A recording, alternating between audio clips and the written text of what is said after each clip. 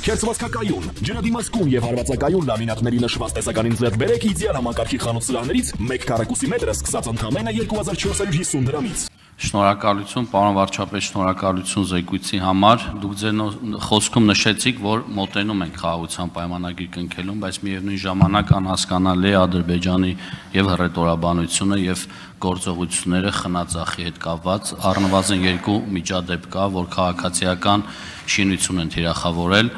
եւ այդ մասով մենք ինչպիսի գործիքակազմ ունենք միջազգային գործընկերների աջակցությամբ գոնե կանխենք նմանատիպ դեպքերը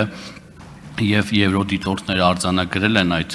դեպքերը եւ համապատասխան գործողություններ արվել են այդ մասով թե չէ կուզենամ դա նշեք շնորհակալություն։ Չգիտեմ եվրոդիտորդները արձանագրել են թե չէ, բայց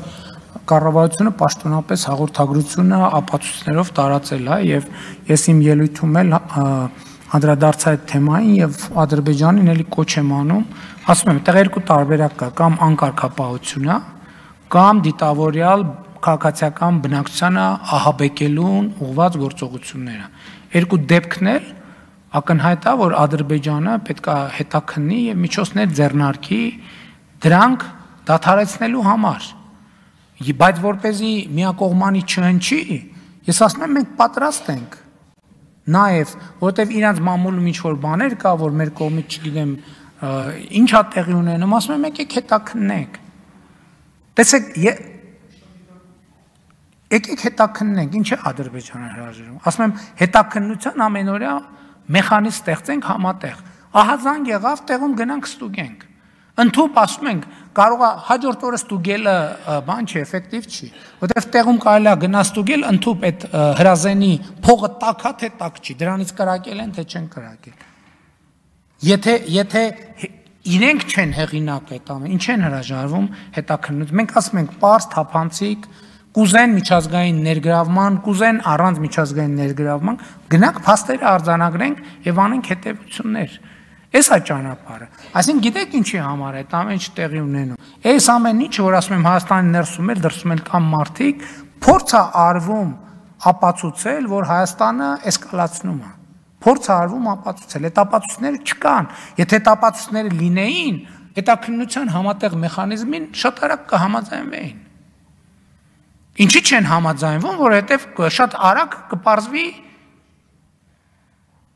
հակառակը, եթե այդպես չի, եկեք համատեղ հետաքննենք, սխալվում ենք մենք, եկեք գնանք համատեղ հետաքննենք։ Եվ էլ եմ ասում, բոլոր այդ փորձերը ցույց տալու, որ Հայաստանը էսկալացիայի նպատակադրում ունի եւ այլն եւ այլն, եւ այդ փորձերը